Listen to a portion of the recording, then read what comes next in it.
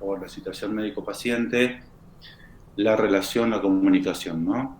Así que bueno, la hora la vamos a informar, yo tengo que coordinar todavía con la doctora Vázquez, y por allí lo otro que podríamos hacer, se me ocurre en este momento, es arbitrar un canal de comunicación alternativo, que puede ser un mail, y que alguno de ustedes se comprometa a divulgar la información si es que, digamos, la plataforma sigue así, digamos, con estos problemas que presentan, ¿no? No parecería un conflicto que se va a resolver a corto plazo. De hecho, ayer yo recibí otro, en este caso era un mensaje de WhatsApp que decía que la cosa se había complicado porque autoridades de la universidad habían ingresado a las oficinas sin que esta gente estuviera presente. Bueno, es todo un tema que se está complicando. Profe, Sí, ¿y el trabajo por dónde lo enviamos ahora? bueno, ahora esto es lo siguiente, vamos a ver. Bien. Mi mail está en la plataforma, pero yo lo voy a escribir aquí. Lo que sí, que me gustaría que eh, sea uno o dos, sean uno o dos los referentes eh, para concentrar la información, ¿no? ¿Que lo mande uno por grupo? ¿A eso? No, no, no, no, no, no, no estamos Ah, hablando del trabajo, estamos hablando de la ah, información ok, ok. respecto a novedades respecto, por ejemplo, a los teóricos, ¿sí? Lo de los trabajos y demás, esto en principio todavía nosotros hoy nos íbamos a reunir después de este encuentro, además no sabíamos si el encuentro lo íbamos a poder hacer porque no sabíamos si ustedes tenían el link de la clase, digamos, y como está publicado en la PETCO, bueno, de todos modos, por supuesto, ingresamos para no perder la oportunidad si alguien ingresaba y efectivamente ustedes pudieron ingresar. Eh, Eso lo vamos a definir y en tal caso el referente con el cual nos vamos a comunicar le vamos a informar cómo vamos a continuar. En principio, dado que son 180 estudiantes y tenemos muchos que han presentado de forma individual y demás, nosotros ya hicimos una distribución de corrección, qué trabajo, qué estudiantes o qué grupos corregía cada uno de nosotros. Eso ya está todo ordenado. El único problema es que, bueno, al cortarse la plataforma no pudimos, no sé si alguno de los colegas habrá comenzado a corregir alguno, creo que no. No queremos, digamos, arbitrar otro medio por el momento. Bueno. Por el momento. Si no, se nos va a complicar un poco digamos, la, el seguimiento, ¿sí? Entonces, en principio vamos a esperar una semana más por lo menos, o a menos que hoy después, si nos podemos reunir, decidamos otra cuestión, pero hoy por hoy les diría que esperamos unos días más, a ver qué pasa con la plataforma, a ver si la PETCO vuelve a funcionar, y si no, bueno, lógicamente vamos a ver de qué forma y cómo nos organizamos para que los trabajos ustedes los puedan enviar para su supervisión. De todos modos, recuerden que también, digamos, la idea son guías de preguntas, no son trabajos prácticos. Siempre para nosotros era mucho más productivo que ustedes se conectaran a las horas de consulta, digamos, ¿no? Y que allí resolvieran las dudas, no en una corrección que uno puede decir está bien, está mal, o te faltó esto, sino en algo un poco más dinámico, digamos, ¿no? Por cómo viene esta cursada, que bueno, como es así virtual, es importante los encuentros para poder ir sacándose las dudas. Pero bueno, muy pocos y pocas de ustedes aprovecharon esos espacios en estos tiempos, en estas semanas que pasaron. Así que bueno, en principio sería eso.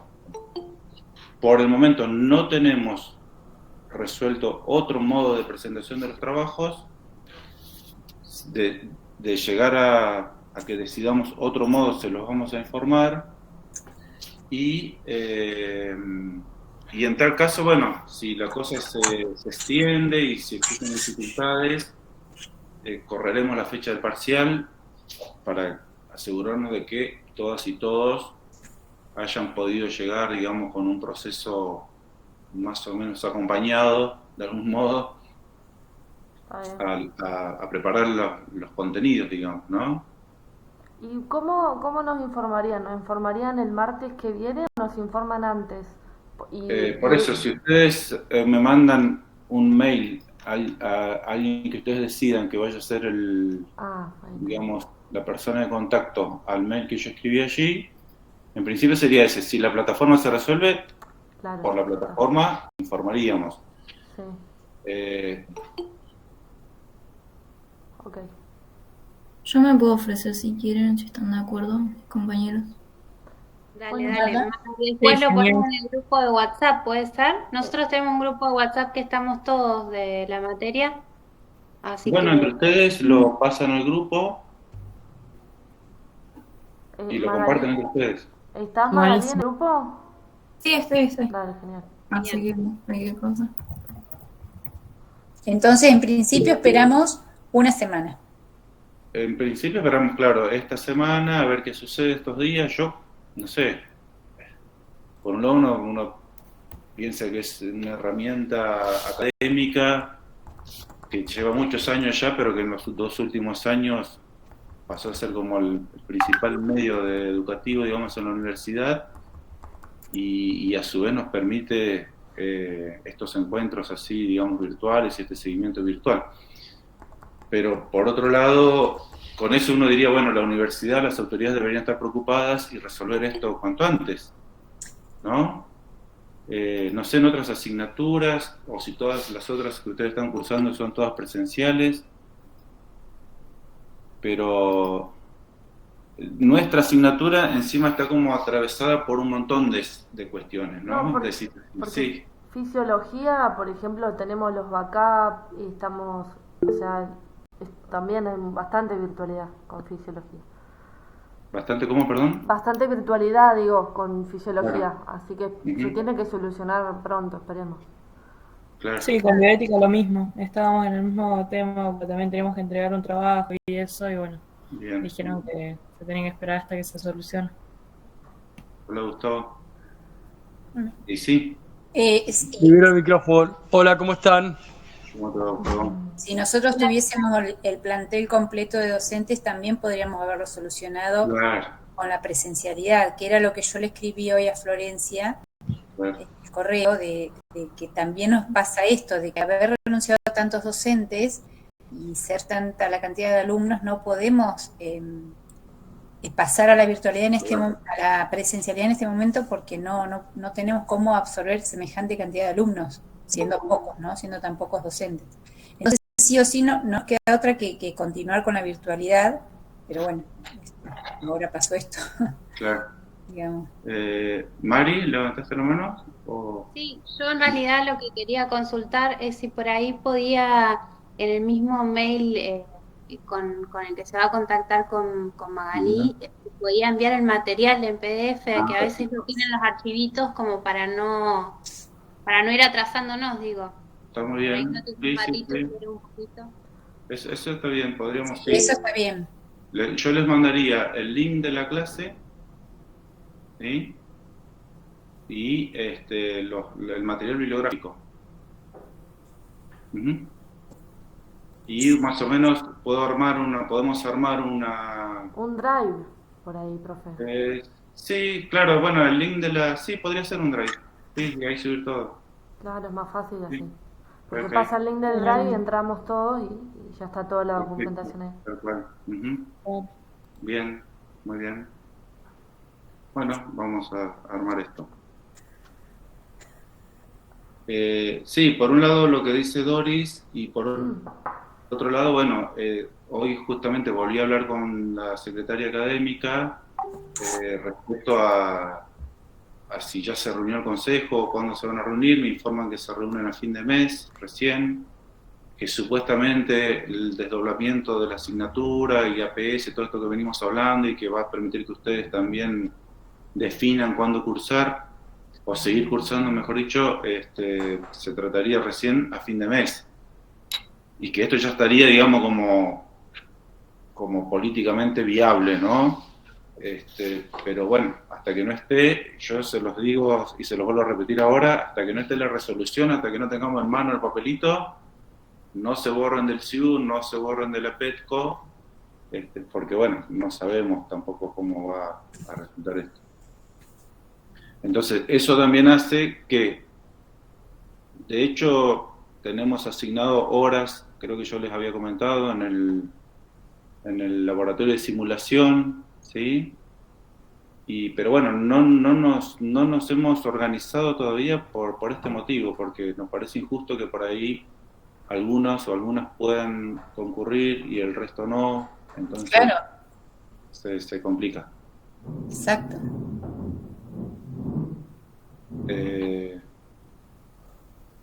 Bueno, otra pregunta. Pregunta respecto a lo que hemos venido trabajando. Les vuelvo a recordar, las vuelvo y los vuelvo a invitar para el próximo martes, que vamos a contar con la presencia de la doctora Romina Vázquez, que es antropóloga, doctora en antropología, y que también nos va a venir a hablar un poco de este vínculo entre la antropología y la medicina, en lo que nosotros más nos vamos enfocando a partir de ahora, que es la relación más específica, ¿no es cierto?, médico-paciente. Así que los teóricos los vamos a seguir sosteniendo. Estos encuentros, ahora que ustedes comparten el link, los vamos a seguir sosteniendo. Y por ahí, bueno, vamos a armar el drive. Lo que por allí quizá va a ser más complicado sostener es las horas de consulta, pero bueno, eso también se podría gestionar, que cada docente suba al drive un nuevo link con una nueva reunión y directamente no hace falta pasar por APETCO para participar de la reunión. Lo único que nos quedaría pendiente sería la entrega de tarea, que eso a mí particularmente, pero bueno, vuelvo a repetir, es algo que tenemos que hablar con el resto del equipo, me gustaría que se siga sosteniendo a través de la plataforma. Bueno, pero esperamos una semana. Si en una semana no se resuelve, bueno, buscamos otra opción como puede ser el correo. Así es. No se me ocurre otra opción. Claro. WhatsApp no, porque no es algo... Es medio complicado organizarnos y no sé, yo en ese no estoy muy... No, yo creo que por correo me parece que sería lo más... La siguiente opción sería por correo, pero tendríamos que decirle a cada estudiante a qué correo tienen que enviar para... bueno, eso sí, claro. Bueno, no somos pocos docentes, así que... Sí. Ya lo iríamos ordenando. Claro. Bueno, en principio, salvo esto que comenté al inicio, digamos, de que si nos seguimos atrasando en la supervisión de las guías, por allí corramos la fecha del parcial, con lo cual eso va a complicar un poco porque se va a aproximar mucho al segundo. La fecha sigue siendo la publicada, ¿no? En este momento no lo tengo presente porque no pude revisar la PETCO. Profe, sí. Respecto a eso habíamos hecho una encuesta entre nosotros, o sea, le cuento, Sí. y había quedado como la más elegida el sábado de esa misma semana. Bueno, no nos habían informado nada. No, por eso se le aviso igual. Bueno. Así que no sé, era como que quiero preguntar igual si se puede o no, o sea, por más Y lo tenemos que hablar con el resto. ¿Qué día era de mayo? A ver, ya le digo. Creo que el primer martes de mayo. La semana del 3 de mayo era, pero... Claro. Pasarla a ese sábado que sigue ahí. El sábado de esa misma semana, Sábado, porque sí. había muchos chicos que se les complicaba. El 7 de mayo, pasaría al sábado 7 de mayo. Claro, en vez del Sí. 3, que cae martes, 7 quedaría para el sábado a no me acuerdo qué hora. Creo que eran las 10 que habíamos charlado. Bueno, tenemos que ver entonces. Sí. Profe, ¿sería por PET con la evaluación también? Claro, ese es el tema también. Otro tema. Claro, Claro, Si pero no yo espero funciona, que sí, también se va a vamos. solucionar. Yo pienso en positivo. Sí, hay que pensar en positivo, pero... Claro, pero hay que ver todas las opciones. Sí, obvio. Claro. Sí, no, si no hay PETCO, olvidémonos del examen. ¿Cuándo son las elecciones? A fines de mayo. A fin de mayo. Mm. Ya. Y vamos a depender de eso para que resuelvan PETCO, estamos medio al horno. Esperemos que no. Esperemos que no. Sí. Pero bueno, no, ahí yo desconozco las internas. Se va la pandemia, pero se va Petco. Sí. O sea, es como que salieron de una entrada. Bueno, vieron que viene ya con dificultades desde que se incendió la central allí, bueno, Sí, me acuerdo. Sí, sí. es como que Sí. cada tanto se corta, realmente no es una plataforma que funcione. Es raro porque yo estoy en otra plataforma de otra universidad y nunca hemos tenido dificultades, digamos. Sí. Pero PET odia a los estudiantes, profe, eso es lo que pasa. Nos tiene un odio. Es personal. Con la facultad de... Claro, es un personal. Debe ser. Bueno, dos opciones de continuar ahora. Una es si tienen dudas, preguntas, esa sería la primera, digamos, ¿no es cierto? De los si han podido leer el material, si hay alguna pregunta, duda al respecto. Y la otra sería, yo podría compartir la clase que ya está grabada, no compartir la grabación, sino a partir de las mismas imágenes por PowerPoint desarrollar el tema para que, bueno, avanzar un poquito y no perder el tiempo digamos. Bueno, Sería un golazo, profe. Va, yo no pude ver la clase porque no la había sacado desde antes. No, claro, no, si no lo alcancé a subir. no la subió, no. Claro, Pensé que por ya eso La última- lo hicimos ahora. Claro, yo desarrollaría un poco ahora, después en todo caso la subo, o como les dije antes, se las comparto en el Drive y ven la grabada, la que ya está grabada, que yo la había grabado la semana pasada y cuando fui a subirla ya no tenía Petco. Y encima funcionó un rato el lunes, Gustavo, ¿vos pudiste entrar? Sí, después me... A la mañana. No se escucha, está muteado, profe. está silenciado, profe. Perdón, sí, el lunes como que había funcionado, pero como te deja entrar a los lugares donde vos ya entraste antes, eso es lo que no sé, si es que digamos por default me dejó entrar Claro. y abrir, por ejemplo, la clase de consulta, el espacio de la clase de consulta, yo lo pude abrir. Pero ahora tengo la duda si era que estaba funcionando Petco o era que te lo permite, digamos, Claro. dice acá, Paula dice que ni 10 minutos duró, sí, está bien. Entonces, Yo el domingo intenté, todo el domingo no pude, el lunes también intenté, bueno, no enganché esos 10 minutos, pero ayer no hubo, y hoy tampoco. No, hoy estamos. Ahí un ratito, así que... Ujú. Sí. Profe, Pero bueno. yo quería, teníamos una duda con mi grupo. Sí. En uno de los textos se hablaba de que para fomentar la cobertura universal era necesario, bueno, integrar la medicina tradicional complementaria al plan nacional y también la autoatención en salud. No nos quedaba claro a qué se refería con autoatención. Bueno, te lo vamos a averiguar porque no sé si Gustavo, Doris...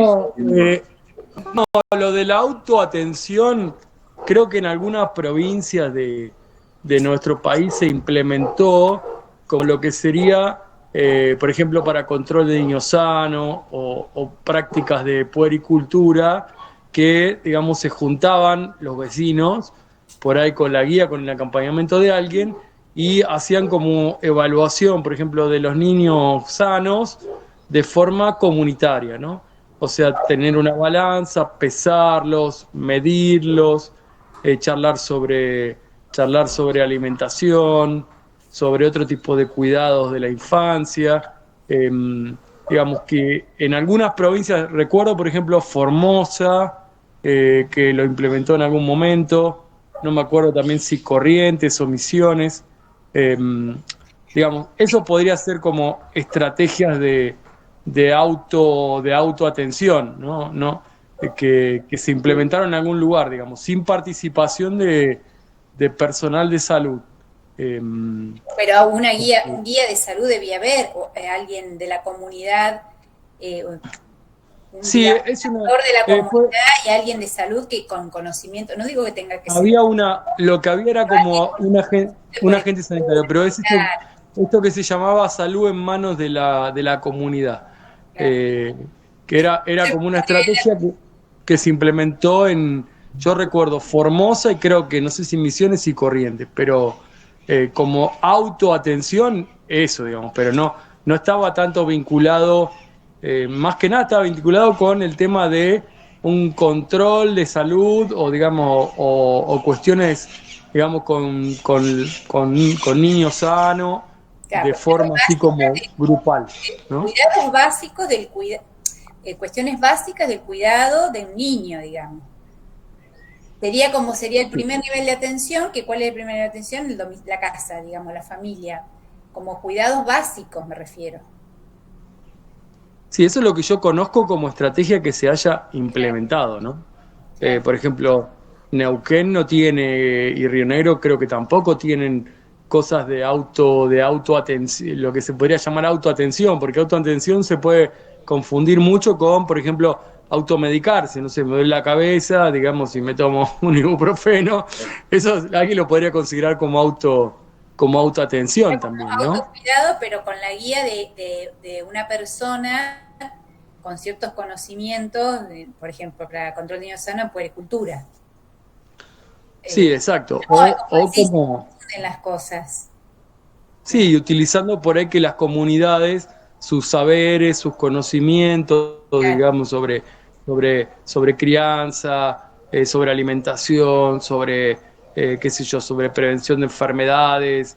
Claro. En algunos casos donde las comunidades manejan el tema de plantas medicinales, pero bueno, siempre hay que recordar que en el tema de niños, por ejemplo, todo lo que es plantas medicinales hay que ser extremadamente cuidadosos, ¿no? Que no es lo mismo que, bueno, esto que dicen siempre los pediatras, un niño no es un adulto en pequeño y los efectos que puedan tener, por ejemplo, determinadas plantas, no lo podemos a veces mensurar o valorar, o todavía su organismo no está del todo formado y hay, qué sé yo, como sistemas que están en desarrollo, no sé, como, no sé, el hígado, los riñones, y una cierta planta o una cierta, digamos, un cierto remedio natural o casero puede tener efectos que pueden ser muy distintos que en un adulto, ¿no?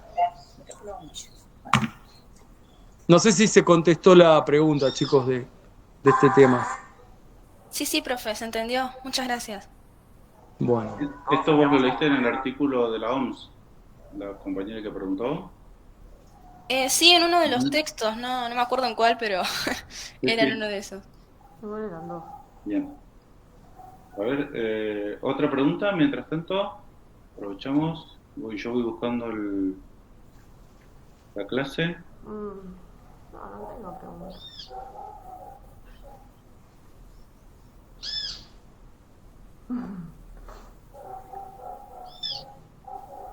No, pero hay mencionar lo que decía la compañera de que esto del autocuidado, yo sé que se da mucho en el norte, es como en todos lados, ¿no? Siempre puede dar, pero en el norte sobre todo hay médicos que por ahí, médicos recibieron la facultad, ¿no? Con un título, todo, por ahí son muy abiertos o a veces te dicen, bueno, tomate, más allá de la medicación, antibióticos, lo que sea, tomate también un té de esto y de lo otro.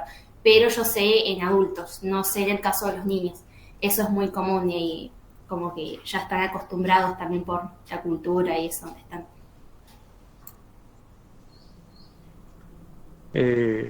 Sí, a ver, lo que existe son como prácticas culturales que tienen que ver con el cuidado de la salud, que muchas comunidades, digamos, las vienen haciendo desde muchísimo tiempo. Algunos tienen que ver con plantas, otros tienen que ver con prácticas como puede ser, no sé, para ciertas dolencias, cosas que se utilizan de palabra, por ejemplo, no sé, como el empacho, curar el empacho, o sea, lo que, por ejemplo, medir el empacho, curar el mal de ojo, o otro tipo de prácticas que están como, digamos, ya como internalizadas en una comunidad o en digamos, en una familia, y la gente, digamos, los viene como practicando ancestralmente, ¿no? Y eso lo podemos considerar como temas de autocuidado. Lo mismo que las creencias que la gente tiene sobre determinados tipos de cuestiones de alimentación o de ciertas costumbres que la gente a veces o las comunidades preservan como vinculadas con la conservación de la salud, ¿no? Lo que se ve mucho, bueno, están los médicos holísticos, que bueno, son médicos recibidos en la facultad, todo, y creo que pueden hacer un posgrado o algo, no sé bien si está avalado tipo universitariamente, pero en Brasil, por ejemplo, me contaba una señora que allá se estila más ir a ver a un médico holístico que ir a ver a un médico clínico, por ejemplo, en Brasil. Y todo lo que tenga que ver con las plantas medicinales se le llama fitoterapia, que es como la terapéutica que se conoce hoy. Claro, nosotros acá en Zapala, Gustavo, no sé si sabes, Sí. hay Sí, en su momento Adriana Marcus y también otra gente, sí. que En hacen. Y Zapata. acá en Cipolletti hay uno también, pero no recuerdo el nombre. ¿A dónde? Acá en Cipolletti hay un médico holístico, pero no recuerdo bien. Sé que lo nombran mucho, pero no sé tampoco si sigue atendiendo o eso.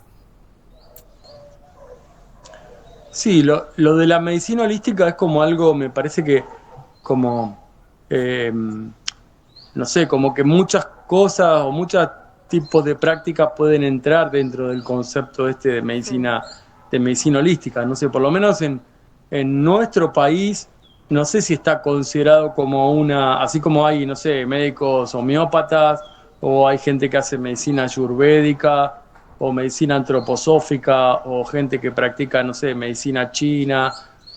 Como medicina holística yo no conozco que exista así eh, como algo que alguien pueda, digamos, como estudiar como un posgrado, ¿no? Lo de, Sí en aromaterapia o en fitoterapia, pero bueno, pero no sé si con ese nombre, por lo menos yo no lo conozco. no, yo tampoco.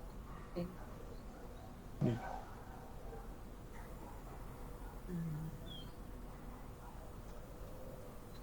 Javier, ¿Otra pregunta? Sí. no sé, ¿vos querés arrancar entonces con la clase o crees que necesitas No, más si tiempo? había otra pregunta, aprovechar que están ustedes los médicos presentes. ¿Tienen otra pregunta? ¿Duda? No. Bueno, por ejemplo, me parece oportuno que alguno de ustedes pueda investigar sobre medicina holística en nuestro país, a ver si, y para la próxima clase o para el próximo encuentro, compartirnos si efectivamente, como plantea el profesor Gustavo, existe ya un curso de posgrado, una especie de reconocimiento oficial, digamos, por así decirlo, de esta rama de la medicina, ¿no? Parece interesante Yo he visto investigar. lo que es medicina china. En el Ujú. Bolsón hay una escuela de medicina china. Una escuela de medicina china en el Bolsón. Ajá, Sí, eso lo he visto en Facebook. Sí. ajá. Bueno, yo no conozco mucho de la oferta de posgrado en medicina, pero está bueno conocer, y también está bueno, me parece a mí, creo que no sé qué piensan Doris y Gustavo, ver realmente qué aval, qué respaldo, digamos, académico tienen estos cursos, ¿no? De posgrado, qué reconocimiento. A nivel de, digamos, bueno, de que como son, de lo que se trata es del cuidado de la salud, ¿no? A veces nos encontramos, yo digo, en psicología hay miles de cursos de supuestos posgrados. Ahora, va mucho en la práctica de cada uno y en la ideología de cada uno o en la filosofía de cada uno tomar esos cursos, pero a veces, digamos, no tienen un respaldo académico, científico, por lo menos dentro de nuestro modelo científico, digamos, Claro. ¿no? Acá Florencia se le cortó el audio y dice, perdón, el término correcto son médicos homeópatas. quiso decir ella. Ah, Pero que algunos bueno. le dicen holístico, pero se refería a los homeópatas. Bueno, si es por médico homeópata, Carlos Barús fue ¿Hace docente homeopatía? de esta cátedra hasta marzo de este año. ¿Y está hasta febrero de este reconocido la homeopatía acá? La homeopatía año. sí, de hecho creo, por ejemplo, hay varias universidades que dan digamos, el posgrado en homeopatía, por ejemplo, la UBA seguro, creo que Rosario también. Ah, Y ahí alguien mencionó a Pablo Troncoso, que es verdad, Pablo Troncoso, que es docente de APS-1, él también hace homeopatía. Sí, homeopatía, la homeopatía es muy antigua, digamos, Sí, es como clásica. práctica. escuela eh, alemana de homeopatía. claro, pero incluso en nuestro país hace muchísimos años que hay médicos homeópatas y Sí. digamos, y está sí, la homeopatía está reconocida como, no sé si como especialidad médica, pero como disciplina seguro, y uno lo puede estudiar digamos, como un curso, como una especialidad de posgrado en varias universidades en la Argentina, ¿no? Este, eso seguro.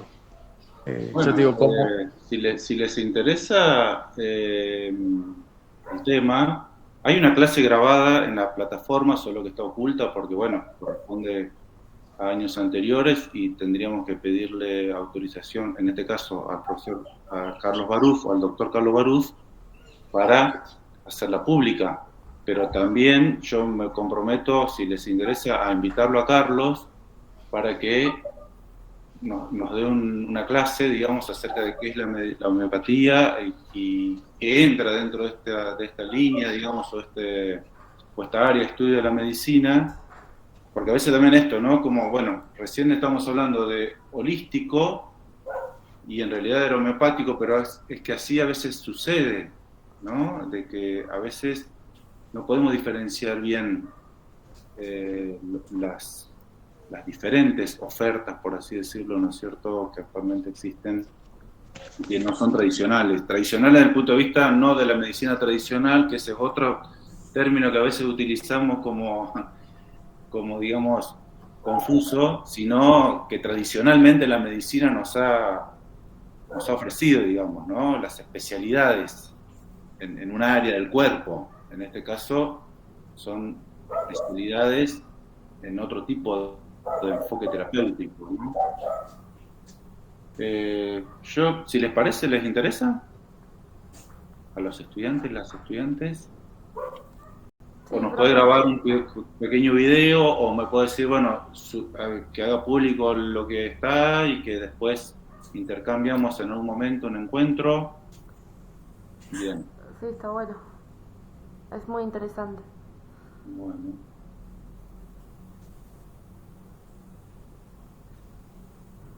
Me acuerdo una vez, yo estaba en una clase, lo voy a comentar porque, bueno, lo hizo públicamente Carlos Barús, así que él hablaba de la importancia de la meditación, ¿no? Y la relajación, por así decirlo, ¿no es cierto?, desde el punto de vista del propio médico, del profesional de la medicina, ¿no? No tanto trasladándolo al paciente, sino como algo, digamos, que ayuda a la propia vida personal del médico. Y él entonces, ahí en medio del aula el aula docente en el hospital de Cipolletti, se tiró en el piso, así, digamos, en forma de cruz, ¿no? Y nos mostró cómo él, todas las mañanas, antes de iniciar su jornada laboral, realizaba un tipo de meditación, no, desconozco cómo es, ni en qué se basa espiritualmente hablando, digamos, pero fue algo que movilizó bastante a los estudiantes, las estudiantes, y que yo también estaba presente, ¿no? El poder que él haya, digamos, haya mostrado así, de esta forma, cuál era su práctica o cómo él meditaba a la mañana, todas las mañanas antes de iniciar su jornada. Bueno, creo que él tiene mucho para comentar de este tipo de experiencias y bueno, yo me voy a contactar con él De hecho, el otro día lo crucé y me dijo que cualquier cosa que necesitaba, que contara con él, además de las instituciones con las cuales hemos trabajado años anteriores, el ANAIMAPU, no sé si ustedes conocen, el proyecto Sol Mapu, Sol Patagonia, que hemos trabajado en APS, y instituciones como Alas del Alma, acá en Cipolletti, o el Centro Nefrológico, también acá en Cipolletti. Pero bueno, son cuestiones que lamentablemente en estas cursadas todavía, ya hace 2 años que no podemos ir a Alas del Alma o al Centro de Salud o al Centro Nefrológico de Cipolletti, porque allí, digamos, se ven, o uno puede, digamos, tener una aproximación, un acercamiento bien, digamos, personal, ¿sí? Respecto, por ejemplo, a los pacientes con enfermedades crónicas, o a pacientes que están esperando un trasplante renal, pacientes que tienen que dializarse 3 veces por semana, 4 veces por semana, cómo esto cambia sus vidas totalmente, cómo vínculo médico-paciente en estos casos, qué pasa con la familia. Bueno, todo un área, digamos, que cuando uno empieza a investigar y a escuchar es terriblemente rica en lo que puede significar, digamos, la formación del médico, de la médica, ¿no? En la presencialidad, entonces, ¿qué se hace eso? ¿Se hace un acercamiento al paciente o se hace como una entrevista al paciente? En la presencialidad les comento cómo trabajábamos, para envidia. Así es que reventamos, profe. Para que ustedes vayan, para que ustedes vayan al después nos dice consejo, cómo era antes. a la reunión del consejo y presione para que esto se resuelva. En la presencialidad nosotros tuvimos la suerte de conformar un equipo bastante amplio de docentes. Entonces, más o menos el número de estudiantes siempre fue el mismo, no es que ahora decimos, hay 180 estudiantes. Era un poco menos, 110, 120. Nos distribuíamos cada docente en su centro de salud, ¿no? Hospital donde trabajara, incluso consultorio, ¿sí? Y los prácticos eran, por un lado, la resolución de guías, cuestionarios y demás, y por otro lado, esta presencialidad que arrancaba prácticamente el primer práctico, ¿no es cierto, Dori? Ya la primera semana de abril, ya los estudiantes estaban con vos en el centro de salud. Sí, después de Semana Santa. Claro. Pero yo en mi caso era... vos lo tenías distribuido. Era en el consultorio, viendo pacientes, o sea, presenciando una consulta, una entrevista, cómo se hace una historia clínica, signos vitales. Y también, bueno, en otros sectores del centro de salud estaban cuando se podía, en control de niños sano, en vacunación. Se trataba de que poder integrar a los alumnos a las actividades del centro de salud, dentro de lo que se podía, ¿no es cierto? Yo trataba de que fuera un práctico realmente y que la parte de resolución de casos lo hicieran, digamos, en su casa y después lo corregía aparte, pero que la ida al centro de salud sea más enriquecedora desde ese lugar, de poder estar presente con un paciente. Siempre con la autorización del paciente, ¿no? Que en general la gente no tenía problema que el alumno estuviera en la consulta. Claro, en nuestro caso era el hospital de Cipolletti y también observábamos consultas claro. con las diferentes especialidades, entrevistas a pacientes internados, entrevistas a personas que estaban por tener familia o por tener hijos, entrevistas con los enfermeros, con las enfermeras, observaciones de consultas. Y también, como creo que la mayoría de las comisiones lo que se hacía era, bueno, la guía se iba resolviendo, se tomaban unos minutos para ver si había alguna duda y luego ya a charlar con los pacientes, a observar consultas y después, ¿no es cierto?, hacer una puesta en común, que cómo nos había ido y demás. Bueno, ojalá podamos volver con este grupo a esto y yo calculo que pandemia mediante, APS2 van a poder, no sé APS1 como hicieron, APS2 calculo que van a poder, con el equipo que conforme APS2, digamos, ¿no? De hecho, uno de los requisitos para presentarse al concurso es trabajar en un centro de salud que admita estudiantes. Entonces eso ya, digamos, facilita que ustedes puedan asistir. ¿En APS2 también es la misma metodología de asistir a centro de salud? Claro, por eso digo, esperemos que ustedes ahora en el próximo cuatrimestre, Sí. con el equipo que tome APS2, ya las cosas, pandemia mediante, digamos, o no pandemia, no sé qué irá a pasar, puedan concurrir. Sí, sería importante. ¿Sí? Sí, sí.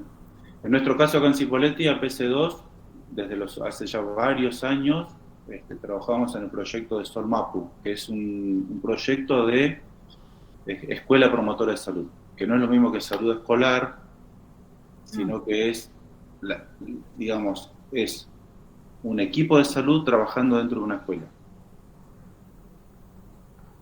Profe, ¿ese proyecto es solamente para los que están, o sea, los estudiantes que van pasando por APS2 o es aparte, digamos? No, ese proyecto ahora estaba siendo seguido por los estudiantes que estábamos en APS2, porque en algunos momentos se presentaban también como proyectos de extensión, ¿sí? Ah, bien.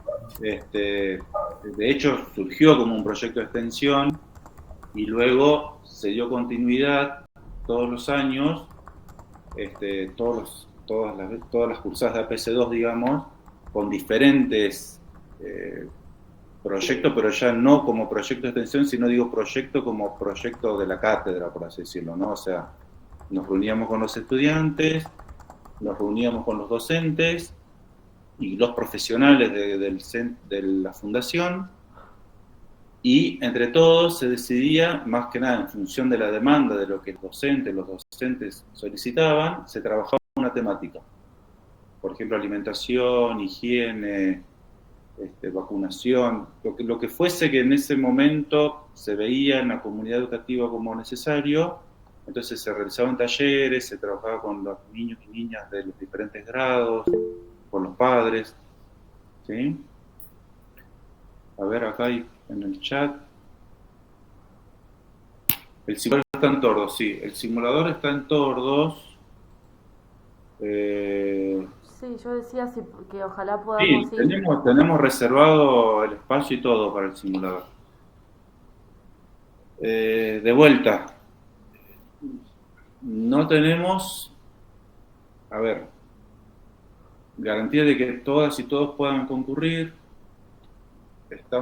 Yo creo que si el 1 de mayo se define ya, digamos, el ingreso, o por lo menos se llama concurso para el ingreso de nuevos docentes, quizá a mitad de mayo y hasta que termine la cursada, podríamos, entre aquellas y aquellos que puedan venir al laboratorio y a lo mejor un grupo que pueda ir a algún centro de salud, ¿sí? O algún hospital, terminar por lo menos una o dos experiencias de terreno, de campo, que bueno, que no es lo mismo el simulador que el centro de salud. El simulador somos nosotros simulando entrevistas, digamos. O sea, son ustedes. Sí, Dori, estás mutada, estás muteada. Bueno, digo que ojalá que se pueda antes que termine relación médico-paciente, pero si no, si los alumnos continúan en APS2, la dinámica es la misma, digamos. Ir al centro de salud y observar también pacientes. O sea, si no pudiesen asistir ahora en lo que queda de esta cursada, en APS2 lo van a poder hacer lo más. Sí. Esperemos que sí. Esperemos que sí. Esperemos que sí. Buenísimo. Profe, y Sí. no recuerdo por el tema del PEP con dónde estaba, pero existe la posibilidad de que no sea de manera obligatoria, obviamente, de hacer alguna entrevista o de lo que se puede, historia clínica, como se puede hacer algún familiar o alguien que tenga cercano, como... Sí, eso Porque a mí está. yo la duda, más allá de cómo hacerla, preguntar y todo lo demás, es el formato que tiene, porque hasta ahora hemos visto en otras materias, en talleres y todo lo demás, que hay por ahí diferentes formatos, por ahí varían y bueno, es todo un tema igual. Pero sobre eso. Con respecto a la historia clínica, Florencia, vos hablaste de historia clínica, ¿no? Sí, profe. Con respecto a la historia clínica, claro que ustedes la pueden practicar. Hay una guía, no sé si está, Sí. la guía de la historia clínica. No hay mucha variabilidad entre uno y otro, salvo el paciente internado o el paciente ambulatorio. Ah, bien.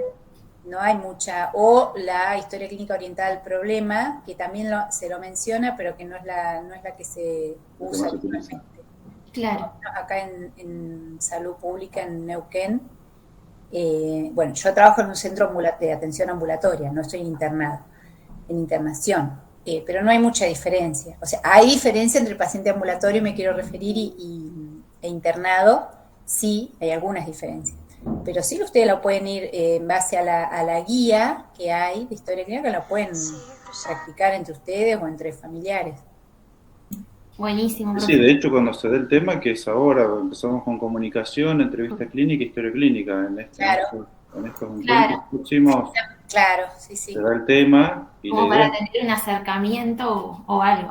es claro, una práctica, por lo menos toda la primera parte, digamos, ¿no? No vamos a avanzar sobre el examen físico, Claro. pero, qué sé yo, si ustedes ya saben tomar la presión porque aprendieron APS-1, a lo mejor pero- signos vitales pueden tomar, ¿no, Doris? Signos vitales podrían tomar. Pero todo lo que es la anamnesis Claro, es toda la anamnesis. fundamental en la historia clínica. Sin llegar todavía, porque eso después lo van a ver en semiología, Claro. no sé si este año tienen semiología ustedes, o el año que viene. Adelante. No, todavía no. Todavía no. Creo que está en El el examen físico lo van a ver después en semiología, pero en la historia clínica, todo lo que es la anamnesis, el familiograma, eso es muy importante, porque un gran porcentaje del diagnóstico lo hacemos con eso, teniendo una anamnesis, un interrogatorio, una anamnesis bien completa con el paciente, no ir directamente al examen físico y al pedido de estudio, sino la conversación que se tiene con el paciente. Eso es fundamental, la primera parte, ¿no?, de la historia clínica. Profe, y eso la siguen haciendo digamos, o sea, se puede hacer en papel y después la tienen que subir al sistema, ¿no? Porque después también eso es... Nosotros ahora en Neuquén está la historia clínica informatizada, no usamos más papel. Ah, bien. Queda todo en la historia clínica digamos, El en sistema. grandes, claro, digitalizada está, no estamos usando más papel. En los centros de salud te hablo, en los hospitales hay Sí. sectores que todavía están usando la historia clínica, sobre todo en internación, están usando la historia clínica en papel. Sí. Bien. Perfecto. Como para más o menos estar en tema de eso. Sí. Bien. Bueno, les comparto pantalla y rápidamente presento algunas. ¿Les parece? ¿De Sí. acuerdo?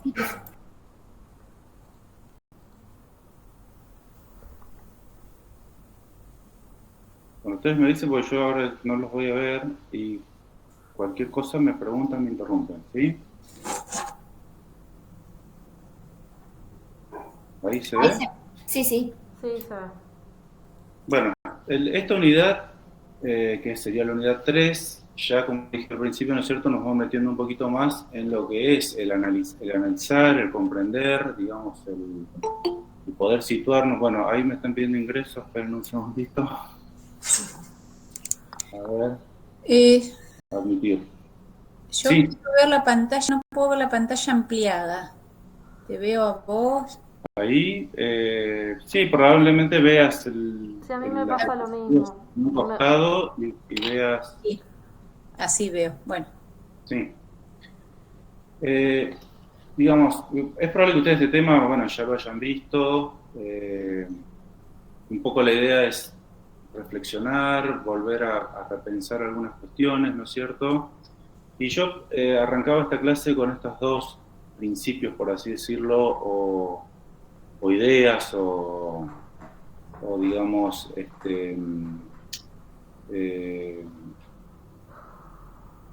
sí, ideas acerca de la comunicación o principios acerca de la comunicación. Uno, el de Václavic, que es el que vamos a analizar un poquito más en profundidad en la próxima clase, o en algún trabajo, en alguna guía. y que tiene que ver con los axiomas de la comunicación, que ustedes quizás ya lo sabrán, que el primer axioma dice es imposible no comunicarnos, ¿no? Pero, ¿por qué? Porque toda conducta es comunicación. Hasta el ¿sí? silencio. Hasta el silencio, hasta el dormir, ¿sí? Toda conducta comunica algo, ¿no? El silencio también comunica el no querer quizás responder, el no querer comunicarse, digo yo. El no querer comunicarse, el no querer, aunque uno se está comunicando igual, digamos, ¿no? Pero claro. El no querer establecer un contacto comunicacional, etc. Sí. Pero también es bueno pensar, ¿no?, que desde otra corriente, por así decirlo, una corriente que viene como siempre a picanearnos un poquito, a hacer un malestar, como diría Freud, un malestar en la cultura, ¿no? Lacan va a decir, si hay algo imposible es la comunicación, entre los seres humanos sobre todo, ¿no? Si hay algo que se pierde en el discurso, que se pierde en lo que uno dice, o que se pierde en lo que creemos que el otro comprende, que el otro entiende y que el otro acepta, justamente está vinculado a los procesos comunicacionales, ¿no? En este sentido, Freud decía que hay 3 profesiones imposibles, ¿sí? La de educar, la de gobernar y la de psicoanalizar, o la del psicoanálisis, digamos, en el sentido de que nunca se va a poder, digamos, satisfacer, por así decirlo, o digamos, de alguna manera responder a una demanda del otro que en última instancia desconocemos porque incluso el propio sujeto desconoce acerca de aquello que desea o necesita, digamos, ¿no? En tanto permanece en el inconsciente. Entonces, entre estas 2 líneas vamos a tratar de presentar un poquito este tema rápidamente para no quitarles mucho tiempo. En principio, la palabra comunicación, como dice allí, ¿no es cierto?, tiene un origen latín. Ustedes habrán sentido también la palabra comunión, la palabra comunismo. O sea, todo tiene que ver con poner en común, ¿sí? O sea, participar, relacionarse, poner en común. En este caso, lo que se está poniendo en común es un símbolo, ¿no? Es algo simbólico, que por un lado tiene una connotación textual, ¿sí?, y por otro lado tiene una palabra, ¿no? Tiene un signo lingüístico, ¿no? Entonces, esta es la palabra, la etimología, el origen de la palabra comunicación. Ay, perdón. ¿Por qué se me puso esto así? Porque... No. Perdón, Ahí. ¿Se ve ahí? Sí. Bueno, este es el canal típico, o sea, el modelo típico de comunicación humana que ya en la primaria, en la secundaria se lo deben haber dado, pero que no está mal recordar. Todo proceso comunicacional se da entre un emisor y un receptor, que a su vez se convierte en emisor, ¿no es cierto? Genera una retroalimentación o feedback, como se llama allí. Entonces, para que haya comunicación es necesario un emisor y un receptor. ¿Esto qué significa? Que tenemos que diferenciar la comunicación así personal, face to face, como dicen los ingleses, o cara a cara, la comunicación ahora a través de las redes, ¿no es cierto?, comunicacionales o redes de internet, y la comunicación específicamente de los mal llamados medios de comunicación, porque los medios de comunicación, como los más clásicos, digamos, la radio, la televisión, etcétera, son más bien medios de información y tienen muy poco feedback, digamos, ¿no es cierto? Tienen muy poca recepción o retroalimentación.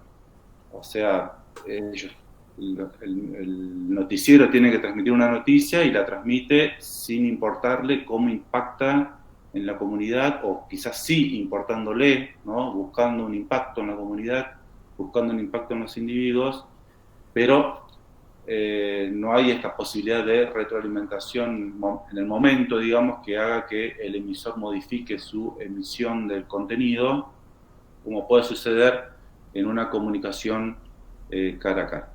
Bueno, el canal, ¿no es cierto?, que es el medio por el cual viaja el mensaje, y el código que debe ser compartido por emisor y receptor, si no sería muy difícil comunicarnos.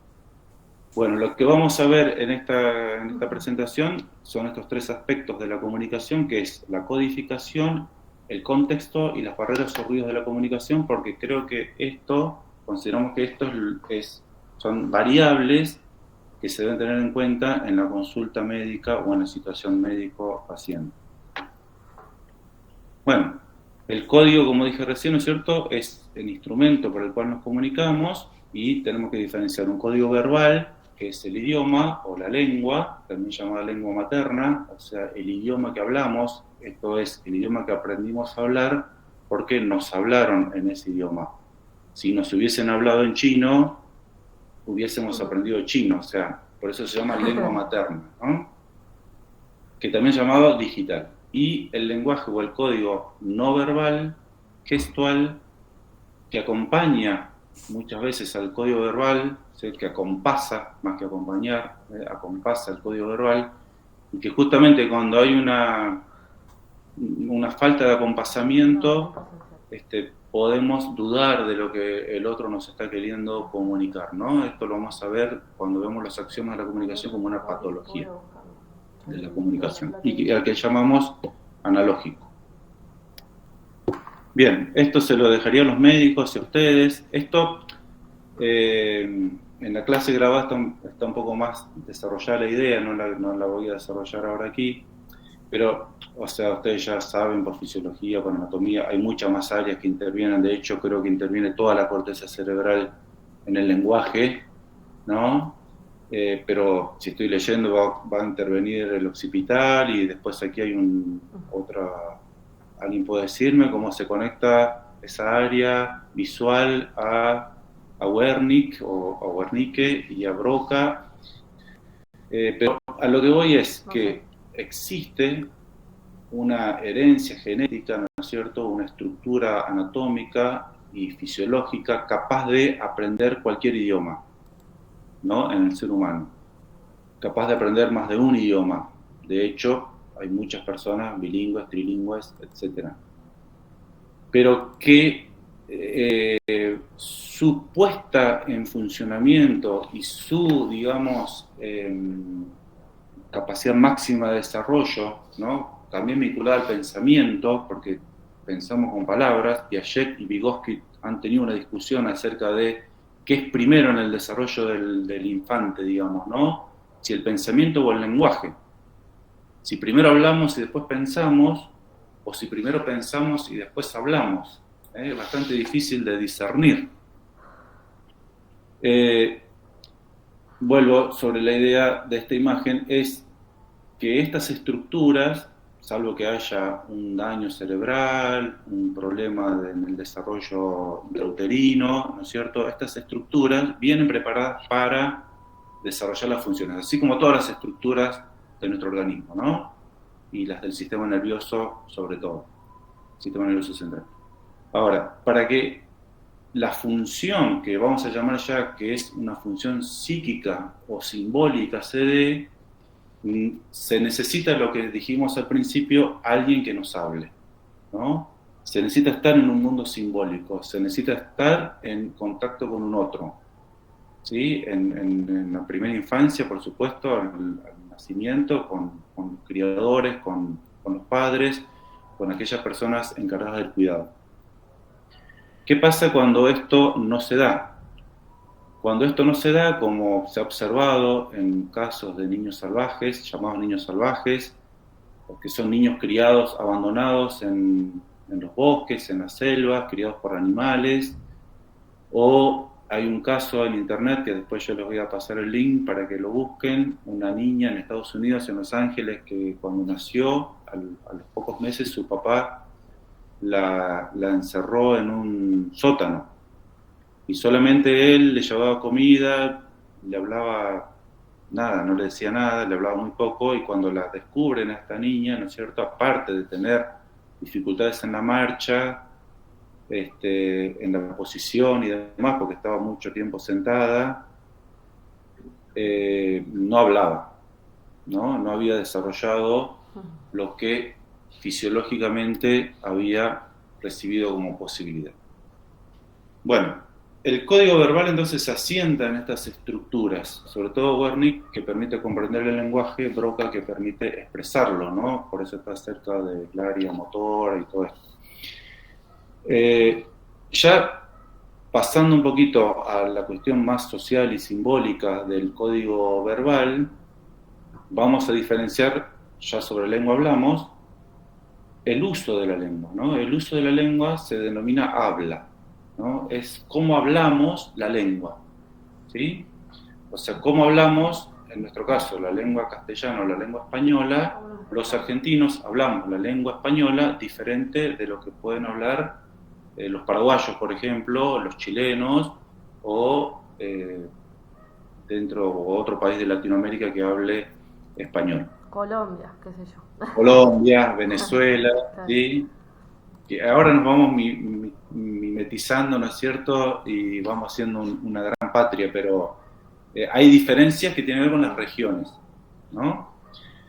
Y también dentro de una región, por eso yo puse esa foto de Córdoba, no sé si hay en cordobés acá, pero dentro de un país, por ejemplo, podemos diferenciar a los hablantes de acuerdo a las regiones de las cuales provienen, con lo que llamamos un acento o también una idiosincrasia del lenguaje, que es cierta tonalidad que los, en algún sentido, identifica, ¿no? Y también hay un uso del lenguaje que es particularísimo de cada uno. Cada individuo usa el lenguaje de una manera particular. Es como que el uso del lenguaje también es como una especie de... hace a su identidad, ¿no? En el sentido de... es como si fuese una huella digital. O sea, cada uno acentúa de una manera, entona de una forma, tiene clichés, como los que yo por ahí estoy expresando ahora, para poder hilar lo que voy tratando de expresar, etc., ¿no? Es el uso del lenguaje, el uso del código. ¿Qué más podemos decir de las lenguas? Bueno, que las lenguas actuales, digamos, no es que siempre existieron así, sino que tienen una historia, un desarrollo, ¿no? Las lenguas, se habla de lenguas vivas o idiomas vivos y lenguas muertas, ¿no? De hecho, el castellano deriva del latín, y hoy el latín no se habla en ninguna parte del mundo, y por eso el latín ha dejado de ser utilizado y se lo considera casi una lengua muerta. Bueno, ahí esa imagen también existen creencias y mitos acerca del origen de las diferentes lenguas, ¿no? Este es el de la Torre de Babel. Bíblico, más que nada. Bíblico, donde, claro, Dios parece que se preocupó porque los hombres estaban haciendo una torre y querían llegar al cielo, entonces mandó un ángel y dijo, confundámoslos a todos, y así se crearon los diferentes idiomas, ¿no? Lo cierto es que, bueno, quienes estudian el origen de los idiomas son los lingüistas, y tiene que ver con cómo se han ido desarrollando las diferentes civilizaciones y los diferentes grupos humanos y dónde se han ido asentando y demás. Cuando un grupo humano intenta dominar a otro grupo humano, ¿no? Una de las cosas que, digamos, intenta destruir es justamente su lengua, ¿no? Su código de comunicación. Por eso traigo estas dos imágenes, un poco porque en nuestro país han existido y existen todavía, ¿no es cierto?, muchas comunidades precolombinas o comunidades digamos, preexistentes a la llegada de los europeos. Y como estos dos ejemplos, porque, digamos, hacia el sur, con las con los grupos mapuches, es como que se fue perdiendo durante mucho tiempo el idioma y ahora se intenta recuperar, ¿no? O sea, felizmente no se perdió del todo. Fue una estrategia, sobre todo en la conquista, mal llamada conquista del desierto del ejército argentino, también, digamos, educar entre comillas, digo, ¿no es cierto?, poner a los niños y a las niñas en escuelas católicas, en escuelas privadas o en escuelas públicas también, ¿no es cierto?, y transmitir o enseñar el idioma español o castellano. Y más al norte persiste con mayor fuerza el idioma guaraní, ¿no? Eso es un fenómeno bastante interesante. De hecho, el guaraní es un idioma oficial en Paraguay y se habla en todo el norte, en el noreste de la Argentina, y bueno, donde allí las estrategias de dominio fueron otras, pero el idioma perdura. A lo que voy es que la lengua, digamos, es parte de la identidad del pueblo, ¿no? El lenguaje identifica a un pueblo, así como su vestimenta, sus costumbres, su cultura, es parte de la cultura, por supuesto. De esto creo que Romina nos va a poder hablar mucho más el próximo encuentro. Bien. ¿Qué son las palabras? ¿Sí? Recién se habló de si tenían semiología o semiótica, semiología médica, ¿no? Eso fue lo que... ¿Qué es la semiología? A ver, alguien que me diga. Ay, no sé. Si están ahí todavía.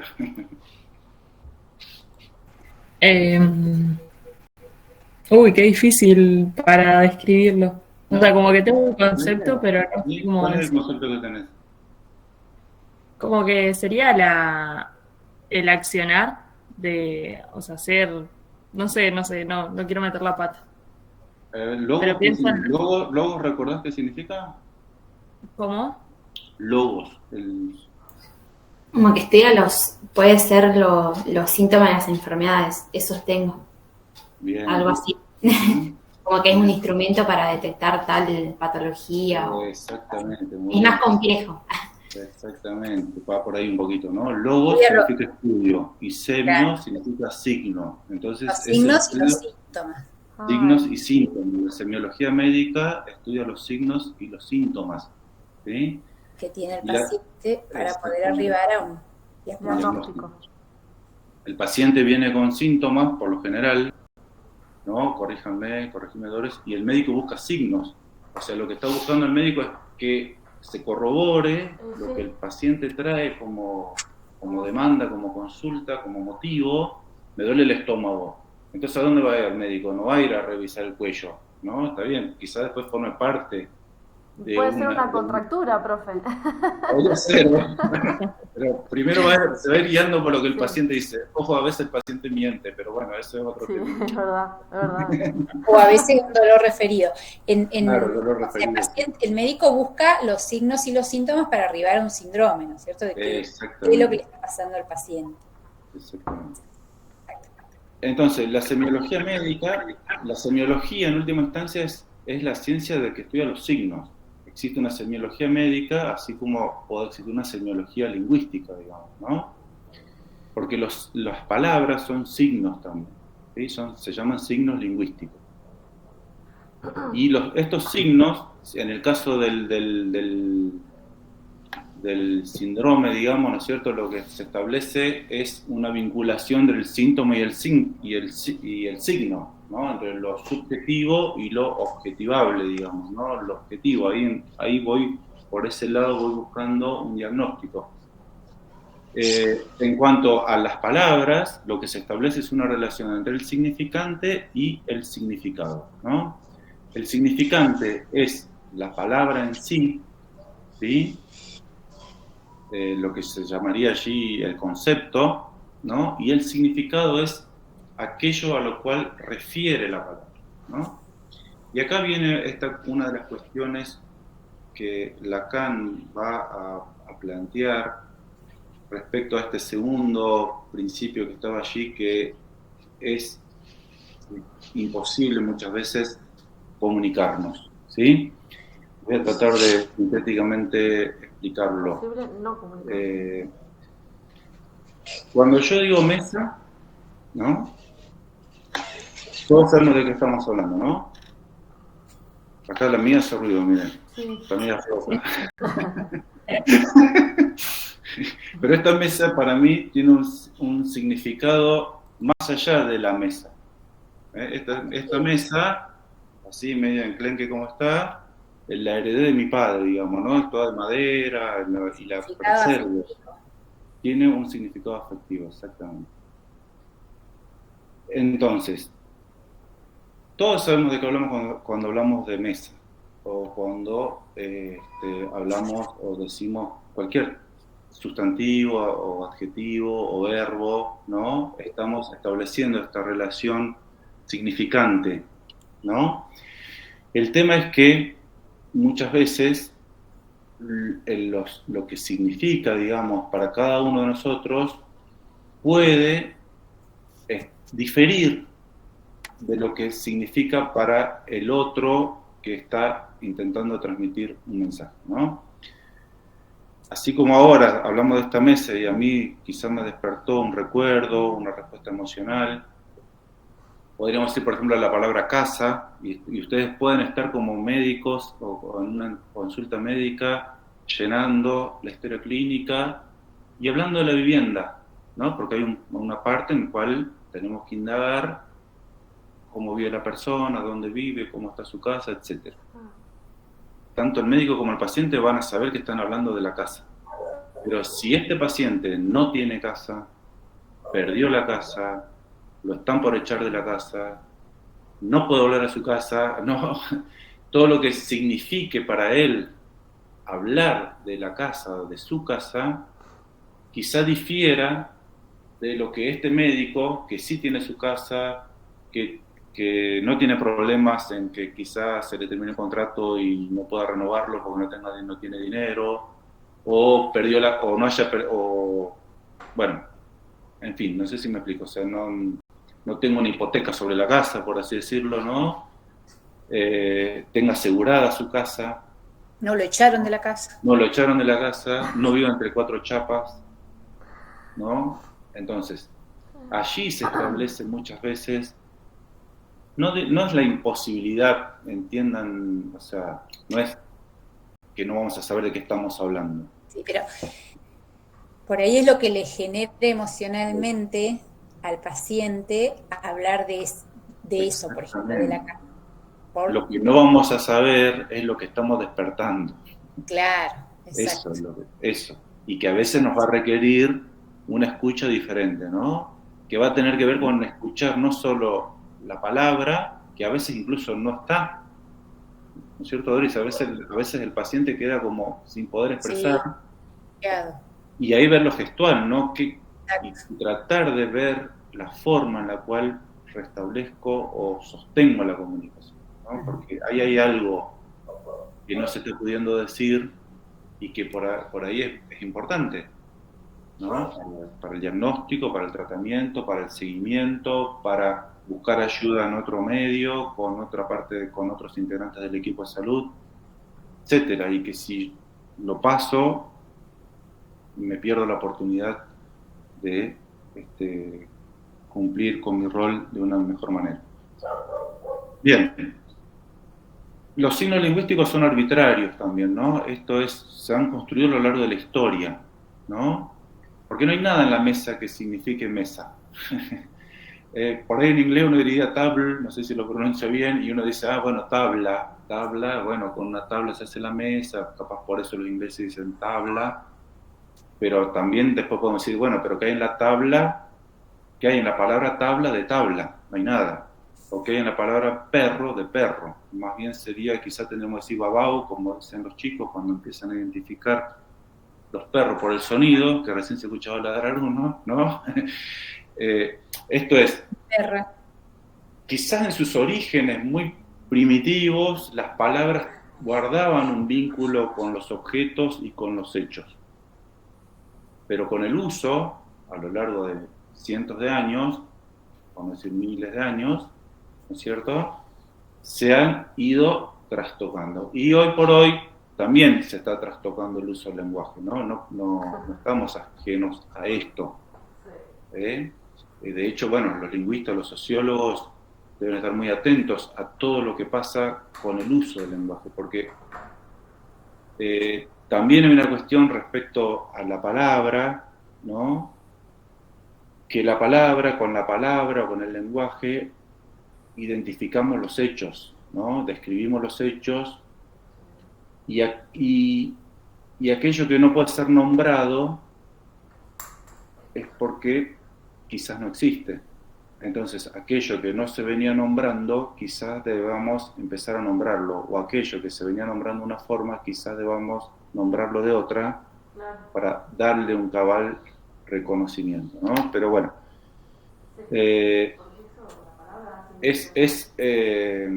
digamos, si a lo largo de la historia el lenguaje se ha ido modificando por usos y costumbres, por ejemplo, yo les preguntaría quién fue la primera persona que dijo boludo en Argentina, digamos, ¿no? Vaya uno a saber. Es una palabra que todos tenemos incorporado y que hoy está incorporado incluso al diccionario. Esto está como perdido, pero hoy observamos, ¿no es cierto?, este cuestionamiento, por así decirlo, al lenguaje, al uso del lenguaje, de una manera más identificada, digamos, en los colectivos sociales, en los grupos que reivindican sus derechos, ¿no es cierto?, a través del uso de la palabra, ¿no?, a través del uso del lenguaje.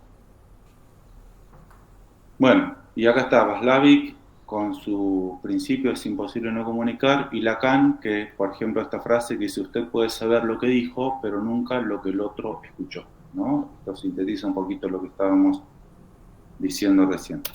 Bueno, el otro aspecto es el contexto, ¿no? El marco de referencia en el cual se presenta este proceso comunicacional, que no va a ser el mismo, por ejemplo, ahora que estamos atravesados por esta virtualidad, que si estuviéramos en una presencialidad en el aula, que si estamos en un consultorio, que si estamos en una cancha de fútbol o en un boliche bailable, ¿no? Esto es importante tenerlo, reconocerlo como una variable que interviene sí o sí en las comunicaciones, en los procesos de salud, enfermedad, atención y cuidado, ¿no? El ambiente condiciona muchas veces el estado de ánimo o emocional de una persona. Si no, simplemente ustedes, si alguna vez entraron a una comisaría, espero que no haya sido por la fuerza, si entraron a hacer un trámite o algo así, o si los entraron a la fuerza, ¿cómo impactó el ambiente o cómo impacta el ambiente? Uno se quiere ir de ahí, ¿no? O sea, yo no sé, los pobres policías que están ahí adentro todo el día se deben acostumbrar a estar todo el día con paredes grises, con olores feos, con calefacción deficitaria, qué sé yo. Digamos, el ambiente condiciona ya de por sí los procesos comunicacionales en tanto que condiciona la respuesta emocional de las personas que allí se comunican, ¿no? Que allí se reúnen o que allí van a desarrollar una tarea, un objetivo, un trabajo. De hecho, las empresas estudian mucho el ambiente laboral, no solo por la cuestión de los accidentes laborales y demás, sino también por la productividad, ¿sí? Entonces, también un consultorio, si en algún sentido queremos que sea productivo lo que allí se genera, ¿no? Que el paciente se sienta cómodo dentro de su necesidad, dentro de su posibilidad, digamos, ¿no? De su dolencia, para expresarse, para comunicar y demás, el ambiente también deberíamos tenerlo en cuenta. Tener en cuenta el contexto tiene que ver con esto, digamos, que venimos trabajando, ¿no? De pasar de un modelo, en este caso, de interpretar lo que el otro nos está comunicando de manera unidireccional, ¿no? Bueno, a ver qué le pasa, qué le duele, qué esto, qué lo otro, anoto, bueno, tómese tal cosa, respondo en función de lo que escucho y no tengo en cuenta todo el contexto, que arranca el primer contexto con la propia situación, con cómo llegó ese paciente, con cómo lo recibí, con cómo lo recibió la recepcionista o el recepcionista, cómo consiguió el turno, qué dificultad tuvo para acceder a la consulta. Todo esto, todo este contexto, ¿sí? condiciona la consulta médica. Bien, si tengo en cuenta el contexto, tengo en cuenta al otro, tengo en cuenta al paciente y me tengo en cuenta a mí mismo también, ¿no? En lo que, y esto también lo vamos a ver en la medida de lo posible en alguna clase, lo que siento yo como médico, como psicólogo, como profesional de la salud frente a esto que el paciente me transmite, eso se llama contratransferencia, y lo que transmite el paciente se llama transferencia. Esto lo vamos a dedicar también un apartado para profundizar un poquito más. Pero en principio, más allá de ir a esto que es más inconsciente, si tengo la capacidad de poder visualizar todo lo que está sucediendo, esto que ustedes dijeron hoy, la palabra holística, acá cabe, digamos, ¿no? Si tengo una mirada holística de todo lo que está pasando, no significa que tengo que hacer diagnóstico de todo. Mi objetivo como médico como médica es tratar de ayudar al paciente en la demanda que me trae, digamos, ¿no?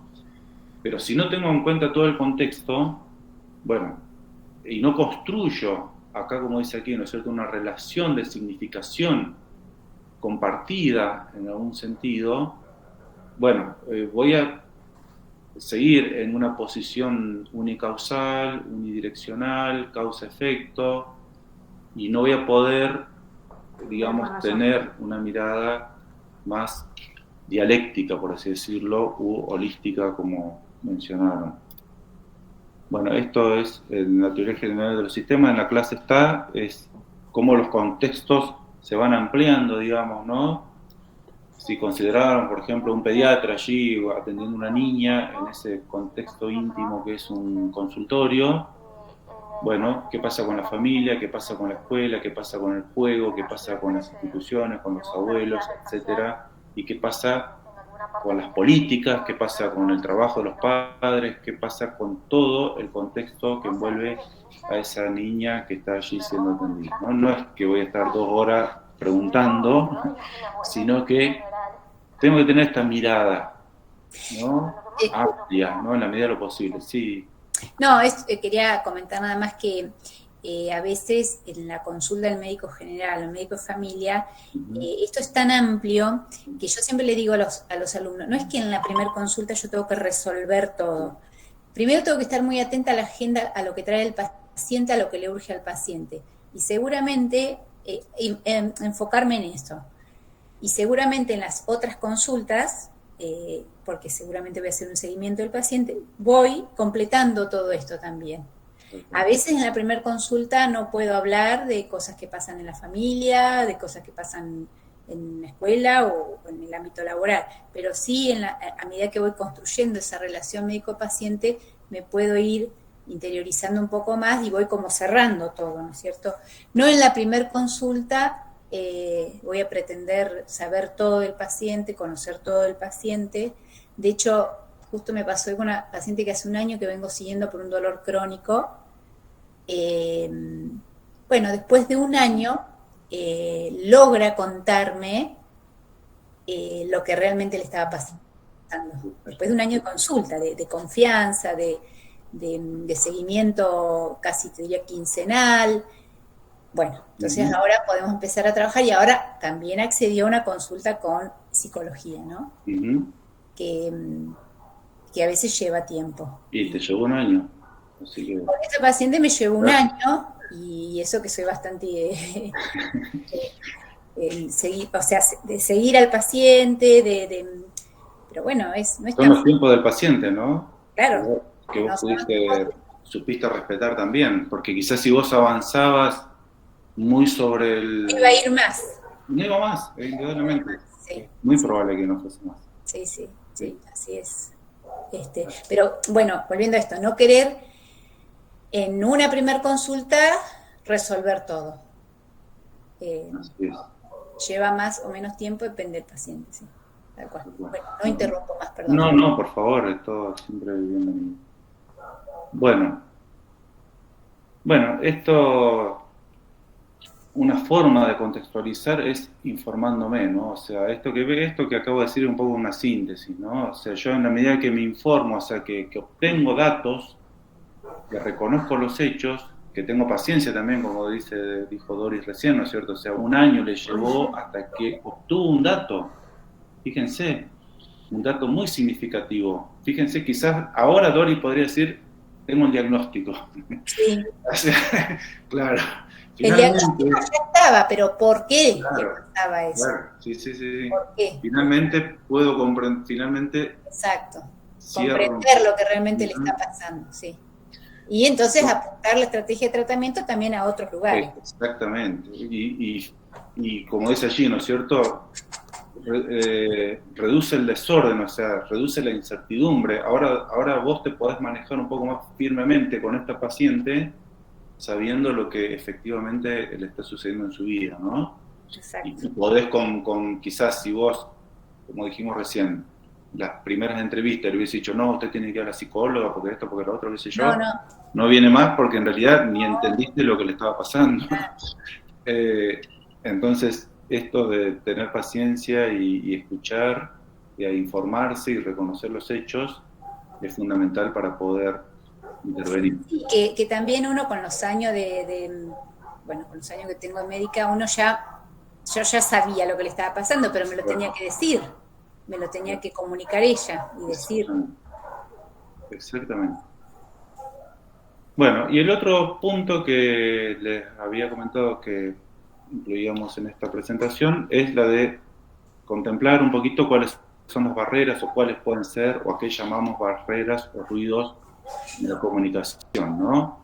Y unos autores clasifican en estos 3 grandes grupos, unos referidos a la lengua y al habla, de hecho incluso la entonación de alguien puede confundirnos,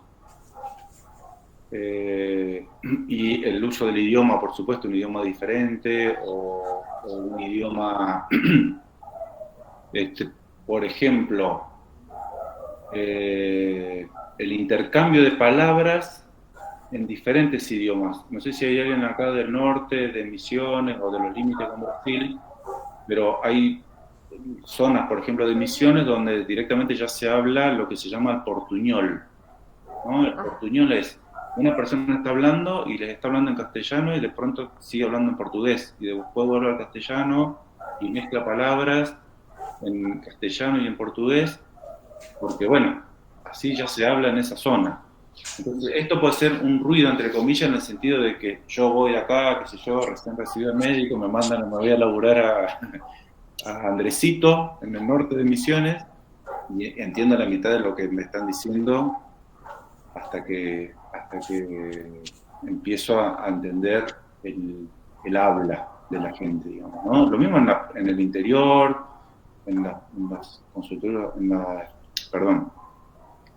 en puestos rurales o en el interior de las provincias, hay términos que no se usan en la ciudad para referirse, ¿no es cierto?, a enfermedades, a patologías o a dolencias que, bueno, en principio se desconocen y que pueden llevar a confusión. Referidos al ambiente físico, bueno, esto ustedes se darán cuenta a qué se refiere, y el último, digamos, que es referido a la distancia entre los comunicantes, lo que se llama proxemia, es el que me gustaría detener un poquito y con esto ya terminamos. Hay un antropólogo que se tomó el trabajo de describir cuál es la distancia en metros o en centímetros que marca, en algún sentido, o es una variable que forma parte de un tipo de relación existente entre los comunicantes, ¿sí? Y vamos a ir de lo más íntimo a lo más público, ¿no? Como está allí. Entonces, él diferencia estos 4 tipos de distancias. Una distancia íntima, una distancia personal, una distancia social y una distancia pública. La distancia íntima, como allí lo dice, es entre 15 a 45 centímetros. O sea, el otro está muy cerca mío, ¿no? Lo puedo tocar, lo puedo abrazar, es la distancia que, digamos, vincula la relación entre una pareja, por ejemplo, o en un núcleo familiar, padres, hijos, implica confianza, lazo emocional, etc. Cuando, digamos, este antropólogo se tomó el trabajo de clasificar también una distancia íntima privada, o sea, no a cualquiera yo permito acceder a menos de 15 centímetros de mi cuerpo, ¿no? Después, extendiendo un poco la distancia, describe lo que se llama la distancia personal, que es la de reunión entre amigos, por ejemplo en el consultorio, conversación con conocidos. Luego la distancia social, que es cuando alguien me pregunta una calle, dónde queda una dirección en la calle, alguien que desconozco y se da una conversación así casual, digamos, yo mantengo cierta distancia, no me aproximo mucho al otro, ni permito que el otro se aproxime mucho a mí. Y una distancia pública, que es, esto siempre estamos hablando de presencialidad, por supuesto, acá habría que clasificar una distancia virtual, ¿no? Estamos quizás a muchos kilómetros de distancia. Igual sería subjetivo ahí para mí, ¿no? Porque en realidad hay una distancia que es física, pero no hay una distancia emocional, entre comillas, ¿no? Porque hay un vínculo. Claro, sí, por supuesto. Esto también lo podríamos trasladar a la virtualidad y decir que la distancia, por más que, suponete, tus padres estén en estos momentos, no sé, en Córdoba, ¿no? Y se comuniquen por videoconferencia, lógicamente allí no cabe esta descripción, pero sí cabe el tipo de comunicación que se va a dar, ¿no? Una comunicación más íntima, en este caso, y más pública o más distante o más fría, si vos estás hablando, qué sé yo, con alguien que no conoces o alguien que te está queriendo vender algo por internet. Claro. De hecho, bueno, en la pandemia, la distancia social que se marcó tanto, Sí. y nosotros en el consultorio, sobre todo antes de tener las vacunas, que seguíamos trabajando y atendiendo, hacíamos que siempre teníamos el escritorio, ¿no es cierto? El médico de un lado, el paciente del otro, pero que solamente la distancia era el escritorio, el ancho del escritorio, porque el paciente estaba sentado al lado del escritorio. Bueno, con el tema de la pandemia, pusimos la silla del paciente contra la pared, alejado del escritorio, porque nosotros también teníamos que cuidarnos. Por supuesto. Cuando el paciente ingresaba al consultorio, lo primero que hacía, agarraba la silla y la llevaba al lado del escritorio. Entonces, claro, y uno con cuidado, nosotros decían, mira, quédate ahí donde está la silla, así mantenemos el distanciamiento, porque no tenemos las vacunas, no sé si yo estoy contagiada y te puedo contagiar, o sea, como para no ser algo tan frío y tan distante, porque era como que quedaba, igual los consultorios son pequeños, ¿no? Pero era como que el paciente quedaba muy alejado. Te hace sentir mal. Después nos acercábamos igual porque había que revisarlo y todo el paciente, pero bueno, eso se notó mucho. Y el paciente automáticamente entra al consultorio y agarra la silla y la acerca. Es como que la dejaron distanciada la silla. Sí, la silla yo trato de mantener, pero bueno, cada vez menos, ¿no? Claro. Bueno, ahí vamos a la próxima, que es justamente la consulta médica. Implica pasar de esta distancia personal a una distancia íntima. Claro. Y a una distancia íntima privada, ¿no? O sea, a tocar al paciente, a revisar, a pedirle que se quite la ropa, depende siempre del tipo de consulta, por supuesto, y que allí es, digamos, también un aspecto a analizar, a estudiar, a empatizar, ¿no? A poder valorar si el paciente es el momento de pasar ahora.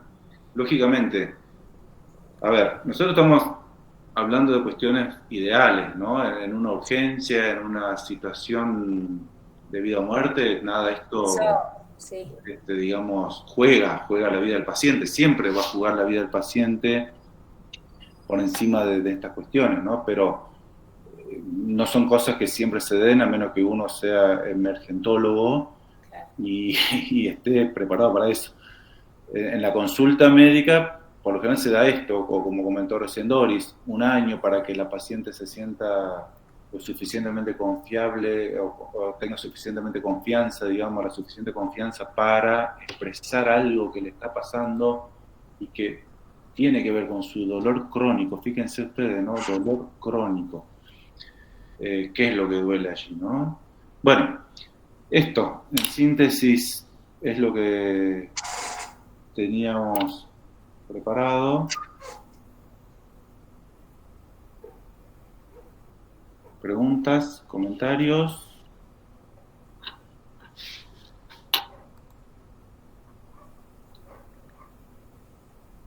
Yo creo que todo eso que hablaron, profes, es algo que se va aprendiendo, creo que todo el tiempo en realidad, ¿no? O sea, ahora podemos charlar de eso, pero me imagino que ustedes ya como profesionales lo siguen viviendo todos los días, porque cada paciente les va enseñando también, me parece, ¿no? Porque cada paciente es diferente. Exacto. Y, por ejemplo, en esto que hablabas recién, Javier, el examen físico, a veces en la primer consulta no puedes revisar al paciente. Depende por lo que viene a la consulta, ¿no es cierto? Claro. Depende por qué tema viene a la consulta, pero pasa a veces mucho con los adolescentes. Sobre todo si somos yo soy mujer y el adolescente que consulta es un varón. Claro. Y bueno, y para que no se sienta invadido y no, digamos, correrlo y que vuelva a la consulta, a veces hay que esperar una segunda o tercera vez, poder revisarlo, y solamente quedas con el interrogatorio, con la charla. Para que No es lo más habitual, porque generalmente el paciente tiene confianza pero a veces puede ocurrir. Y eso, como vos decís, se aprende y es un aprendizaje permanente, porque todas las personas son diferentes, ¿no es cierto? Sí. También con la gente grande puede ser que pase, me parece, ¿no? Porque hay gente grande para ahí que es más pudorosa con algunas cuestiones, me parece. O nada que ver, es una idea mía. Suele ocurrir más con el adolescente, suele ocurrir más. El niño adolescente, pero preadolescente. No, en el adulto, en general no lo veo tanto. Okay. Claro, hay también como un imaginario, ¿no es cierto?, social y cultural respecto al rol del médico, que también habilita esta función, digamos, ¿no? O sea, uno va al médico y sabes que el médico te va a revisar, o sea, pero... Sí, y que muchos pacientes quieren que los revisen, porque sí, por hay muchos médicos que no revisan y no tocan al paciente. Entonces, cuando uno lo revisa y dice, ¿me revisó? ¿Cuánto hace que no me revisaban así? Te dicen. Eso también ocurre. Sí. El médico que directamente pide los estudios complementarios y pasa, digamos, no realiza el examen físico, ¿no? O sea, no... Porque le da seguridad, o sea, también. Algunos pueden darle un poco de miedo y otros le da seguridad que lo palpen o que lo estén haciendo eso, ¿no? Claro. Sí, porque se sienten que te estás ocupando, que te importa lo que le está pasando, que tiene que ver con la comunicación. Claro, no, es que no es un número más que va y pasa la consulta y chao. Se va a la casa. Sí. Así es. Bien, ¿otra pregunta? ¿Comentario? No. Bueno, ustedes cuando pueden concurrir al centro de salud, yo una de las cosas que siempre les digo es tratar de llevar el tema leído para poder observar en la consulta esto, ¿no? Lo de la comunicación, cómo fue, qué pasó, qué hubo, si hubo alguna patología en la comunicación. Eso es lindo leerlo y poderlo ver, digamos, ¿cierto? O sea, poderlo presenciar. Cómo juega lo gestual, si el médico tiene en cuenta lo gestual, no lo tiene en cuenta. Exacto, si lo saluda o no lo saluda, cómo lo recibe, si se levanta a buscarlo a la sala de espera o le pega el grito de adentro, cómo se siente el paciente, cómo es poco comunicativo si tenés que sacarle con tirabuzón si el paciente es poco comunicativo también, sí, o no quiere o no puede. Sí, o a veces somos los profesionales lo que hacemos solo preguntas cerradas y que no nos abrimos al diálogo. O sea, de las dos partes. Por eso hay un feedback. Así es. Me pasó una vez con una señora de Bolivia que solo hablaba quechua. Y bueno, no, era imposible porque quechua no he aprendido. Lo manejo. Entonces le tuve que pedir a comunicarme, buscar un teléfono para que venga uno de los hijos. Ya fue sola la cosa. Y con el hijo pudimos bueno, saber qué le pasaba y que, o sea, ellos se comunicaban en quechua y él me hablaba a mí en español, ¿no? Un traductor. Claro. Como un traductor. Claro, sí. Sí. Sí, me parece que en la clase que yo grabé traía el ejemplo de en Allen, hay una comunidad boliviana bastante importante porque se dedican a la construcción, a la fábrica, mejor dicho, de ladrillos, Ah, mira, y claro. tienen esta cuestión de trasladar personas, digamos, ¿no? Entonces van a Bolivia, trasladan personas para trabajar acá durante un tiempo, después los vuelven a su país y así hacen un intercambio. Entonces es muy común que haya personas que solamente hablan quichua. Mm. Y esto es un tema, digamos, en la comunicación, ¿no? Como Es una barrera importante el idioma. una Sí. barrera importante el idioma y bueno, frente a esto como la estrategia de Doris es la más adecuada, digamos, ¿no? Buscar un intérprete, Sí. no intentar exigir a la persona que se exprese en español o decirle que no la entendemos, porque no. Y esa señora hacía muchos años que vivía acá, pero ella nunca se adaptó a vivir y creo que el no haber aprendido argentino, español digo, o tal vez lo aprendió, era como una negación, lo vi yo, ¿no es cierto? Como ella nunca se adaptó, ella siempre extrañó su pueblo, su país, pero vivía sola, entonces los hijos no le quedaron otro que traerla. El no poder comunicarse en español creo que era como una negación a estar acá, digamos, decir, yo no quiero estar acá porque con los hijos dicen, sí, nosotros hablamos en español con ella y algunas cosas entiende, pero era más que nada, me parece, la negación que ella tenía de estar Quizá, acá. como dijimos antes, no perder su identidad, ¿no? Sí, claro, exacto. Le daba eso de su identidad, el De hecho, lenguaje. vestida con la misma ropa del altiplano. Así Claro. estaba vestida y llevaba muchos años viviendo acá en Argentina. Ujú. Me acuerdo que hacía calor y tenía toda la ropa, una sobreropa así sobrepuesta, como se visten ellos allá en el altiplano. Ujú. Mm. No. Sí. Qué loco, como todo va. Hay un montón de cosas que ni te imaginas cuando lo vas leyendo. Como que yo ponerle esto ni lo había pensado, de que está tan cerca, digamos, que no es que te vas a la frontera, no, te pasa acá en Una el zona. Ah, lugar. acá en Neuquén, en Chipoleti. Sí. Es muy grande la comunidad boliviana. Bueno, bolivianos, peruanos, chilenos, que tienen ellos hablan español, pero también tienen sus términos que por ahí no los conocemos del Su todo, cultura. que no sabemos de qué están hablando. ¿Sí? Muy linda la clase, Javier. Interesante. Fue tremendo, Sí. profe. Muy buena. Bueno, la idea es, bueno, lo próximo sería hablar de las patologías de la comunicación. Claro. Aquí se quedaron otros axiomas, digamos. ¿Sí? Y claro, ver los axiomas, ver las patologías de la comunicación y empezar también a repensar estas cuestiones, como decía Doris recién, de cómo mejorar la comunicación, ¿no? O sea, qué estrategia, qué puedo yo cambiar en mí para mejorar la comunicación. Esto, por ejemplo, recién Doris mencionó el tipo de preguntas, es muy común, le traigo así como un ejemplo y con esto ya cerramos, la pregunta cerrada que normalmente te hace cualquier profesional de la salud. ¿Sí? Claro. Es una pregunta cerrada, una pregunta que se responde por sí o por no. Exacto. Que la pregunta no da lugar a otra respuesta, que te explayes. Por ejemplo, ¿tomar la medicación? Sí. Ahora, ¿Cómo sabes si lo tomaste o no?